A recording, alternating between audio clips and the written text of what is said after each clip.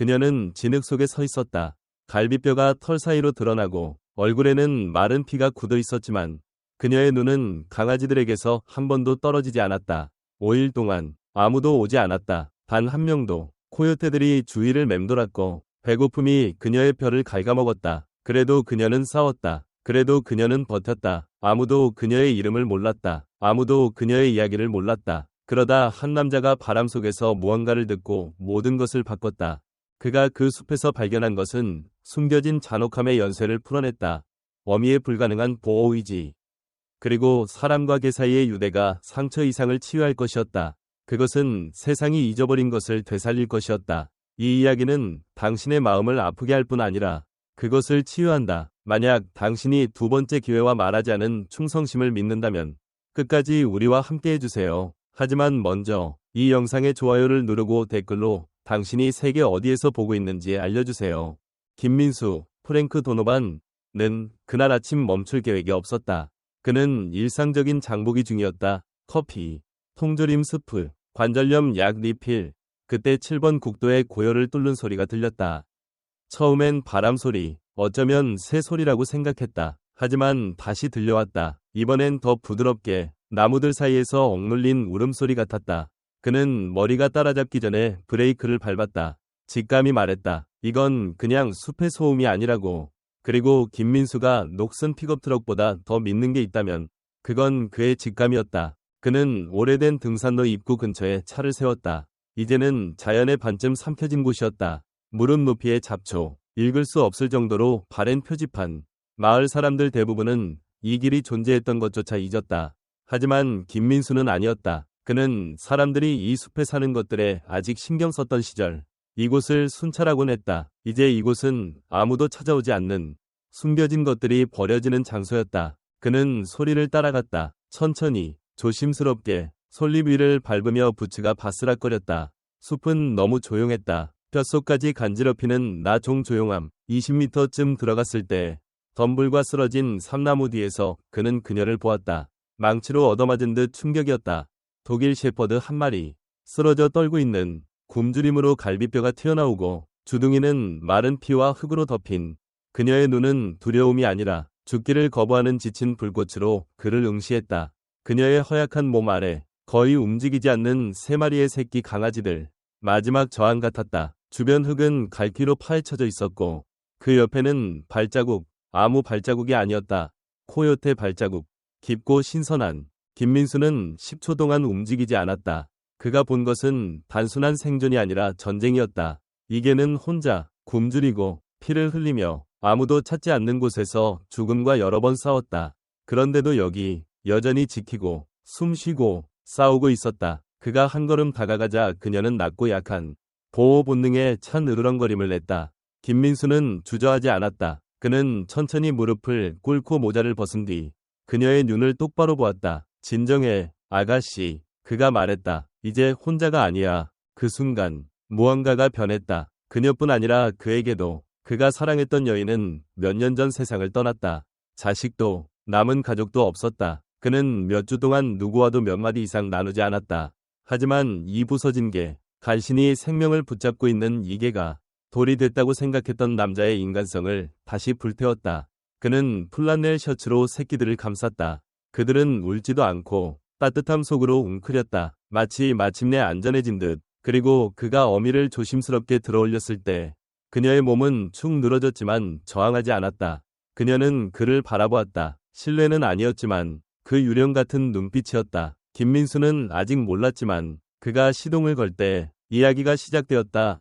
마을의 침묵을 깨뜨릴, 그림자에 묻힌 잔혹함의 연쇄를 드러낼, 그리고 사랑, 진짜, 날 것, 피로 얼룩진 사랑, 이 가장 어두운 숲도 이겨낼 수 있음을 증명할 이야기였다.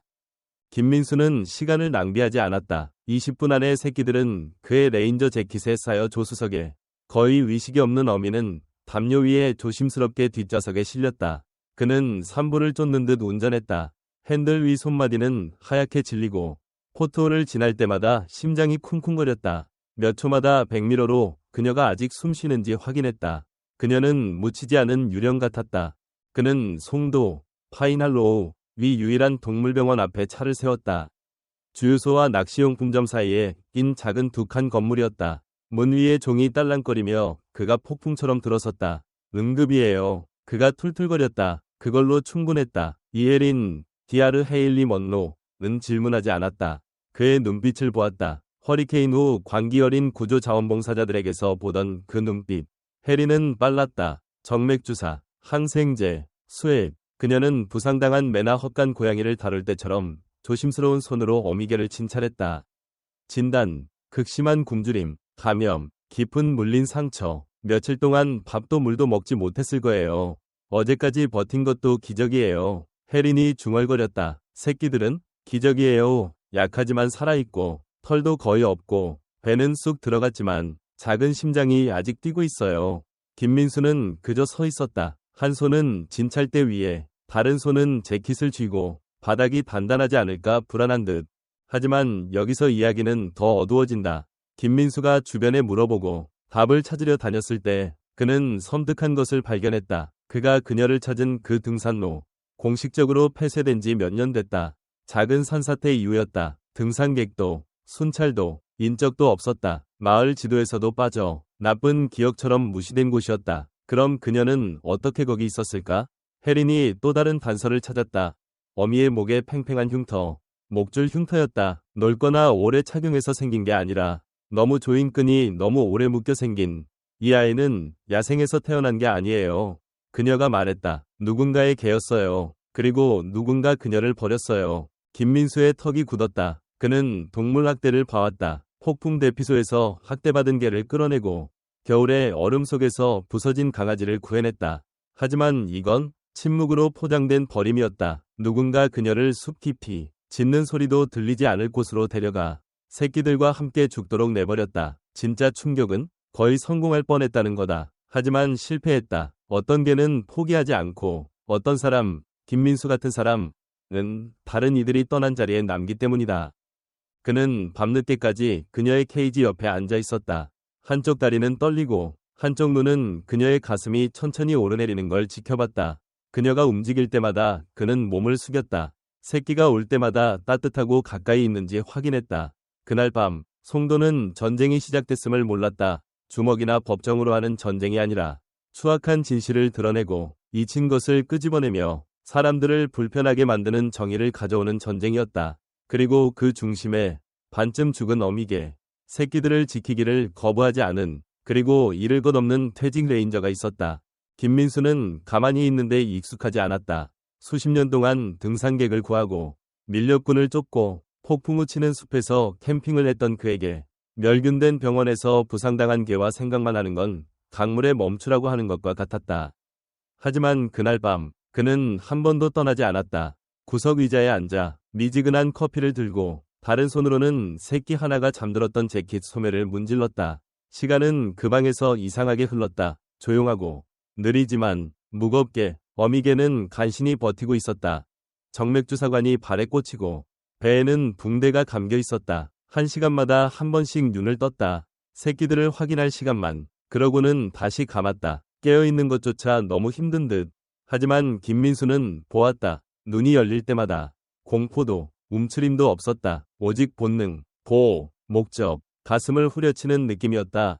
그녀는 그냥 생존하는 게 아니었다. 새끼들을 위해 생존을 선택했다. 그때 그는 그녀에게 이름이 없다는 걸 깨달았다. 김민수는 시적인 사람은 아니었다. 한때 구출한 패럿을 2번 물었다고 클램푸스라고 이름 지었다. 하지만 이건 달랐다. 이 개는 코요테를 마주쳤다. 음식도 물도 도움도 없이 새끼들을 살아있는 방패처럼 감쌌다. 그게 강함의 정의가 아니라면 김민수는 강함이 뭔지 몰랐다. 머릿속으로 이름을 떠올렸다. 록시?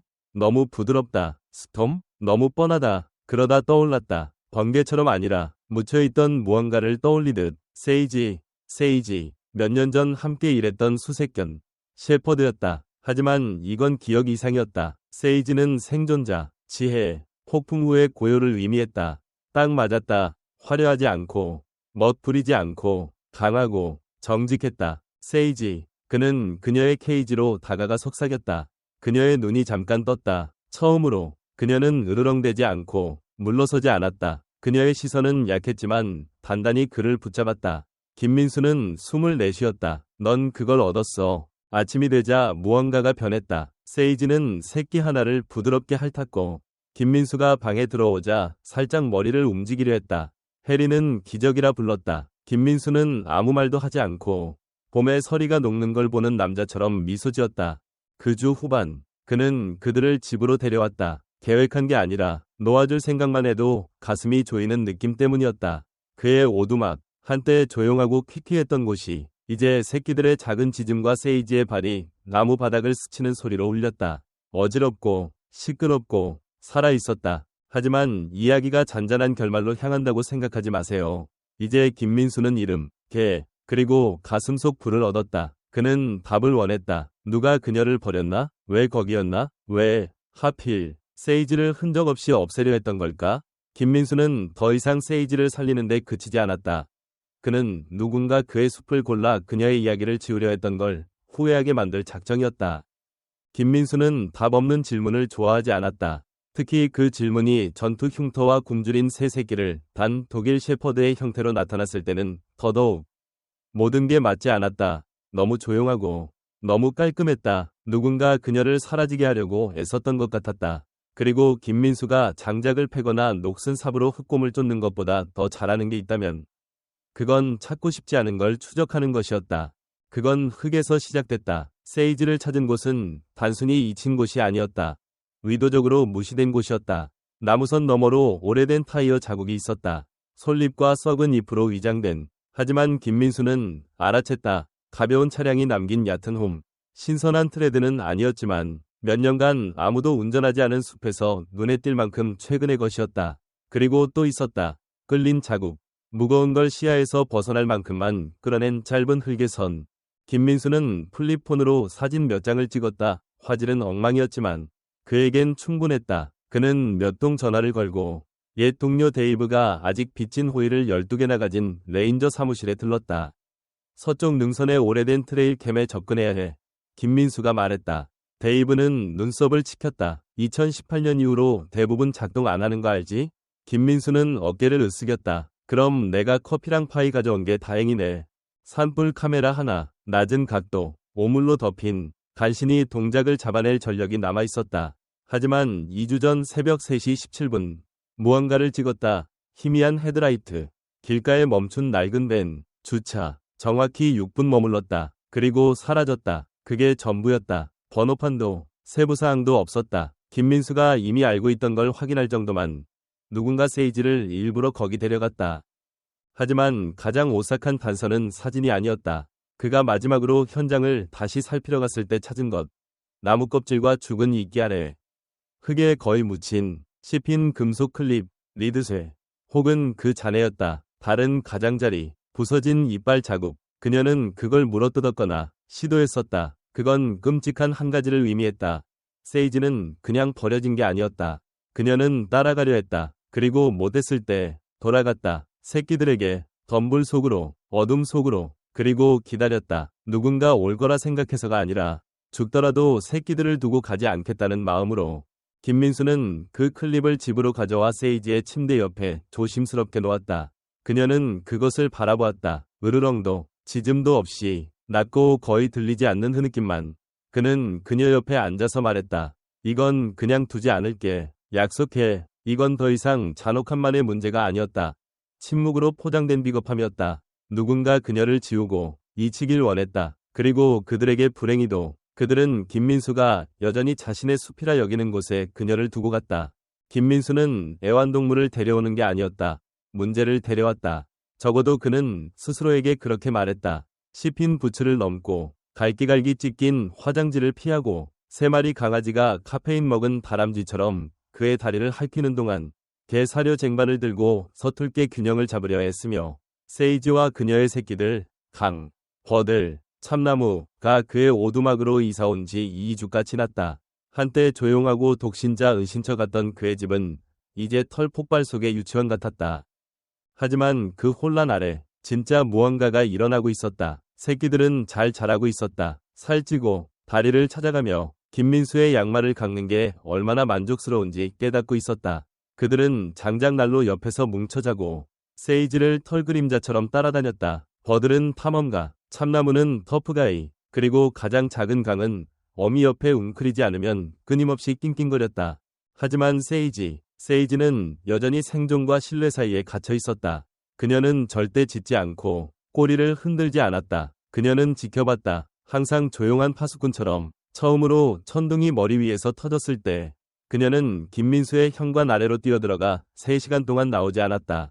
근처 등산로에서 길 잃은 개가 짖었을 때 그녀는 도망가지 않았다. 새끼들과 문 사이에 단단히 자리 잡고 근육을 긴장시키고 눈을 고정하며 야생과의 두 번째 라운드를 준비하는 듯했다.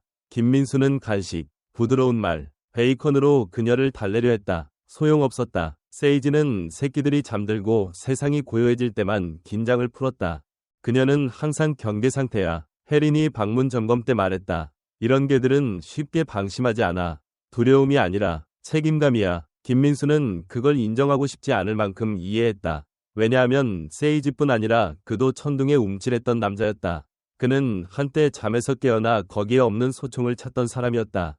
은퇴는 역사를 지우지 않았고 그녀가 방을 살피고 출구를 확인하고 한쪽 눈을 뜨고 쉬는 모습을 보자 유령들이 돌아왔다. 하지만 또 다른 것도 가져왔다. 이해. 그래서 그는 리듬을 바꿨다. 밤에 소리내어 읽었다. 정확히 그녀에게가 아니라 그녀가 있는 곳에서 레인저 일지, 오래된 개 행동책, 심지어 그의 망쳐가 남긴 먼지 쌓인 시집까지. 어쩌면 그의 상상이었거나 더 깊은 무언가였을지 모르지만 세이지는 그를 낯선 사람보다는 등대처럼 바라보기 시작했다. 그리고 그 순간이 왔다. 미묘했다. 어느 밤 그녀는 그의 곁으로 살금살금 다가가 그의 발치에 누웠고 턱을 그의 부츠 위에 얹었다. 요란함도 눈맞춤도 없이 그냥 평화였다. 김민수는 아무 말도 하지 않고 움직이지 않았다. 그는 책을 든 손을 그대로 두고 목이 메였다. 이야기가 아니라 그 자신 안에 무언가가 치유되기 시작했음을 깨달았기 때문이다. 치유는 큰 연설이나 완벽한 아침으로 오지 않는다. 때론 부서진 개가 늙은 남자의 발 위에 머리를 얹고 불이 타닥거리며 구석에서 새 새끼가 아기 전기톱처럼 코 고는 모습으로 온다. 하지만 너무 편안해지지 마세요. 치유는 결코 끝이 아니니까. 김민수는 이미 뉴스 게시판을 보고 속삭임을 쫓고 있었다. 어딘가에 그 리드쇠와 탄벤과 연결된 이름, 얼굴이 있었다. 그리고 그가 그들을 찾으면 세이지는 더 이상 싸울 필요가 없을 것이다. 왜냐하면 김민수는 이제 완전히 깨어났고 이 이야기를 조용히 끝내지 않을 것이기 때문이다. 김민수는 화요일 아침에 고철장에서 어슬렁거리는 사람이 아니었다. 하지만 여기 있었다. 플란넬 입은 탐정처럼 잔해를 뒤지며. 그리고 아무 잔해가 아니었다. 세이지를 찾은 등산로에서 멀지 않은 벌목 도로에서 끌려온 불에 탄 버려진 밴. 우연? 동화를 믿는다면 그럴지도. 하지만 김민수는 패턴을 믿었다. 그리고 이건 패턴이었다. 맥라렌 식당 밖 커뮤니티 게시판에 붙은 전단지에서 시작됐다. 흐릿한 불탄 검은 밴 사진. 손으로 쓴 메모. 송도 서쪽에서 발견. 태그 없음. 주인 없음. 김민수는 커피가 손에서 식어가는 동안 그것을 뚫어지게 봤다. 일치했다. 같은 모양, 같은 모델, 같은 미스터리. 그리고 그의 직감이 거짓말하지 않는다면 보통 그렇지 않다. 이게 그 차량이었다. 그는 시간을 낭비하지 않았다. 고철장으로 직행해 아직 뭔가 의미 있는 듯 낡은 배지를 흔들며 살펴봐야 한다고 말했다. 책상에 있던 직원은 어깨만 으쓱였다. 마음껏 보세요. 어차피 연기와 젖은 게 냄새만 나요. 그게 김민수에게 필요한 전부였다. 밴 안으로 들어가자 냄새가 먼저 그를 덮쳤다. 탄 고무, 기름, 그리고 그 아래 동물 냄새. 그는 뒤졌다. 좌석은 대부분 불타고 대시보드는 녹아 있었다. 하지만 뒷구석, 반쯤 녹은 공구상자 뒤에 끼인 걸 찾았다. 마대자루, 이음매가 찢어지고 안쪽에 검은색과 황갈색 털이 붙어 있었다. 긴 털, 익숙한 털. 그는 실험실이 필요 없었다. 하지만 그래도 혜린에게 가져갔다. 그녀는 현미경으로 확인했다. 같은 털 패턴, 같은 모낭 구조. 민수 씨, 이건 세이지의 털이에요. 그때 퍼즐이 맞춰졌다. 이건 단순히 개를 버린 게 아니었다. 누군가 그녀를 버리고 차를 태우고 아무 일도 없었던 것처럼 떠났다. 이건 의도적이고 계획적이었다. 그리고 그 누군가는 그녀가 발견되지 않길 바랐다. 김민수의 주먹이 꽉 쥐어졌다. 그의 뇌는 아드레날린과 분노로 윙윙거렸다. 그는 몇 년간 안 건드렸던 오래된 연락처 책을 꺼내 3개 카운티 떨어진 동물관리 기록 보관소에서 일하는 친구에게 전화했다. 모든 걸 말했다. 조용히, 명확히, 관료주의를 참을 여유 없는 남자의 톤으로. 일주일 뒤 답이 왔다. 이름, 최영호, 커티스 메이필드. 뒷마당 사육자, 다수의 민원, 면허 정지, 과다 사육, 불법 판매, 학대 혐의. 3카운티에서 감시받았지만 혐의는 늘 빠져나갔다. 너무 교활했고 늘 새 주소, 새 이름으로 서류를 꾸몄다. 마지막 목격, 6개월 전 송도 외곽의 부동산. 그 후 종적을 감췄다. 이제 김민수는 이름을 얻었다. 이론도 있었다. 세이지는 늙거나 병들어서 버려진 게 아니었다. 아마 임신해서 더 이상 쓸모없어졌거나 다른 개들처럼 싸우지 않았거나 성과를 내지 못했을 것이다. 그래서 최영호는 그녀를 눈에 띄지 않는 곳에 버렸다. 하지만 누군가가 봤다. 흐느낌을 들었다. 길을 돌았다. 그리고 이제 이야기는 묻히지 않았다. 숨쉬고 이빨을 드러내고 있었다. 김민수는 최영호의 사진을 오래된 위반 보고서에서 출력해 바라봤다. 그 남자의 뻔뻔하고 잊을만한 얼굴이 그의 심경을 불태웠다. 그는 더 이상 법 집행자가 아니었다. 배지도 없었다. 하지만 기업, 원칙, 그리고 이제 개인적 투자를 가졌다. 이건 끝난 게 아니었다. 그리고 최영호가 세이지를 그냥 숲속 이친개로 여겼다면 그는 이친 것들이 어떻게 되돌아와 싸우는지 알게 될 터였다. 폭풍은 원한을 품은 듯 몰아쳤다. 김민수는 마지막 장작을 쌓고 어깨 통증에 투덜거리다 하늘이 갈라졌다. 경고도, 잔잔한 이슬비도 없이 위에서부터 터져나온 분노의 폭발이었다. 천둥이 나무 꼭대기 위로 눈사태처럼 굴렀다. 용감한 너구리조차 계획을 취소할 폭풍이었다. 오두막 안은 이미 혼란이었다. 새끼들은 작은 벤시처럼 울부짖었다. 세이지는 빠르고 불안하게 서성였다. 귀가 천둥 소리에 따라 떨렸다. 하지만 이건 두려움이 아니었다. 김민수는 차이를 알았다. 두려움은 얼어붙는다. 이건 달랐다. 긴박함. 그녀는 문을, 방 구석을, 그리고 김민수를 번갈아 봤다. 마치 걔만 아는 언어로 말하려는 듯. 그리고 그를 얼음물처럼 덮쳤다. 강이 없었다. 버들과 참나무는 플리스 담요에 웅크려 있었지만 셋 중 가장 작은 강?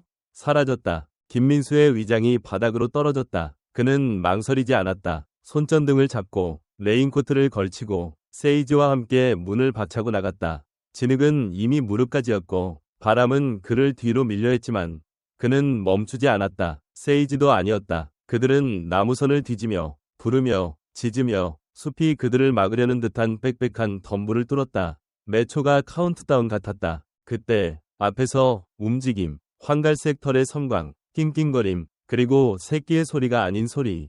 김민수는 덤불을 뚫고 나갔다. 가지가 얼굴을 때렸고 공터를 찾았다. 세이지는 이미 거기 있었다. 젖어서 이를 드러내고 볼링공만 한 너구리와 강 사이에 서 있었다. 그건 쉿소리를 내며 돌진했다. 너무 가까웠다. 하지만 세이지는 물러서지 않았다. 단단히 서서 낮게 준비하며 이번엔 안 돼. 오늘은 안 돼. 라고 말하는 듯했다. 김민수는 빠르게 움직였다. 강을 안아올리고 큰 소리를 냈다. 너구리를 나무 속으로 쫓아낼 만큼. 하지만 그의 눈은 세이지를 떠나지 않았다.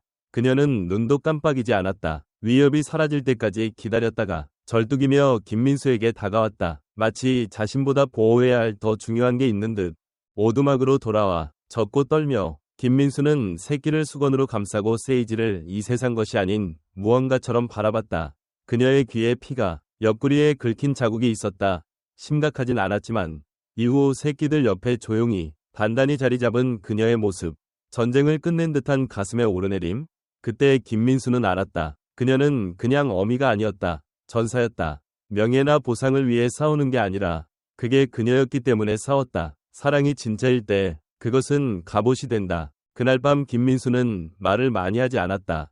불을 피우고 새 수건을 깔고 세이지에게 칠면조 한 조각을 더 줬다. 하지만 그의 마음속에서 무언가가 영구히 변했다. 최영호 같은 사람들, 불편할 때 생명을 버리는 자들은 사랑이 너무 멀리 밀렸을 때 어떤 모습인지 과소평가했다. 세이지는 그냥 살아남은 게 아니었다. 그녀는 그들이 끝내려 했던 이야기를 다시 쓰고 있었다. 그리고 김민수? 그는 그녀와 함께 결말을 의미있게 만들 준비가 되어 있었다. 이제 김민수는 이게 단순한 구조 이야기가 아니라고 오래전부터 그만뒀다. 이건 임무였다. 시끄럽게 사이렌과 기자들이 마당을 휩쓰는 게 아니라 조용하고 고집세고 끈질기게 정확히 세이지 같았다. 진짜 생존 이야기는 지저분하다. 헤드라인에 맞지 않는다. 재미로 트렌드가 되지 않는다. 하지만 터져 나오면 사람들을 최고의 방식으로 갈기갈기 찢는다. 김민수는 복수를 원하지 않았다. 그는 증명을 원했다. 세이지가 중요하다는 증명. 그녀에게 한 일이 그냥 잔혹함이 아니라 지우려는 시도였다는 증명. 그리고 굶주림과 코요테와 버림을 뚫고 나온 이계가 오두막 벽 뒤에서 조용히 치유되는 것 이상을 받을 자격이 있다는 증명. 그녀는 보여줘야 했다. 그래서 그는 이지영, 미아 트렌트를 불렀다. 이지영은 텔레프롬프터와 가짜 관심을 가진 세련된 뉴스 앵커가 아니었다. 그녀는 불의의 코를 킁킁대고 사람들을 불편하게 만드는 좋은 방식으로 목소리를 가진 프리랜서 기자였다. 동물학대의 고발이 그녀의 주특기였다. 불법 강아지 공장부터 말호아딩 악몽까지 찍었다. 김민수는 모든 걸 말했다. 사진, 트레일 캠 영상, 털 샘플, 벤을 보냈다. 그리고 세이지를 보냈다. 실물계는 아니었다. 그는 그녀를 오두막 밖으로 내보내지 않았다. 사진, 영상, 세이지가 새끼들을 핥는 클립, 흉터진 몸이 그들을 요새처럼 감싼 그녀의 코가 김민수의 손에 닿은 샷, 강이 자신의 꼬리를 물며 세이지가 지친 싱글맘처럼 바라보는 장면. 그리고 특히 가슴 아픈 이미지. 세이지가 씹힌 리드새 옆에 조용히 움직이지 않고 하지만 부서지지 않은 채 쉬는. 이지영은 다음날 전화했다. 목소리가 떨렸다. 이건 그냥 이야기가 아니에요. 그녀가 말했다. 이건 전투의 외침이에요. 일주일 안에 기사가 나갔고 폭발했다. 사람들은 피부와 토지로 코요테와 싸운 어미를 그냥 스크롤하지 않는다. 멈추고 보고 공유하고 운다. 댓글란은 터졌다. 그녀는 전사의 정의야. 민수 씨, 당신은 전설이에요. 이 이야기는 나를 최고의 방식으로 부쉈어요. 기부가 지역 병원으로 쏟아졌다. 해리는 따라가기 벅찼다. 4개 주에서 구조단체들이 연락했다. 새끼들 입양 제안이 쏟아졌다. 하지만 김민수는 아직 그걸 고려하지 않았다. 또 다른 무언가가 변했기 때문이다. 그는 울타리를 짓기 시작했다. 단순한 울타리가 아니라 뒷마당의 방수, 안전한 우리를, 그들을 가두기 위해서가 아니라 보호하기 위해, 그리고 솔직히 말하면 그들을 가까이 두기 위해. 그는 이제 매일 아침 세이지가 새끼들을 진흙투성이 병사들처럼 풀밭으로 이끄는 모습을 봤다. 그들은 그녀의 눈을 닮았다. 강철 같은 부드러움. 어느 저녁 손에서 식은 커피를 들고 김민수는 입양 서류를 작성했다. 세이지, 강, 버들, 참나무 모두. 해리는 그가 서류를 건네자씩 웃었다. 시간 꽤 걸렸네요. 그녀가 말했다. 하지만 김민수는 웃지 않았다. 그는 이미 최영호 그리고 다음 단계를 생각하고 있었다. 물론 세상은 이제 세이지를 알았다. 기적을 봤다. 하지만 김민수는 여전히 그녀를 지우려 했던 남자를 기억했다. 증거를 태우려고 벤을 불태우고 아무도 신경 안 쓸게라 생각하며 떠난. 그게 마지막 실수였다. 이제 세상은 신경 썼다. 그리고 세이지? 그녀는 더 이상 생존자만이 아니었다. 상징이었다. 상징은 사라지지 않는다. 이빨을 드러낸다.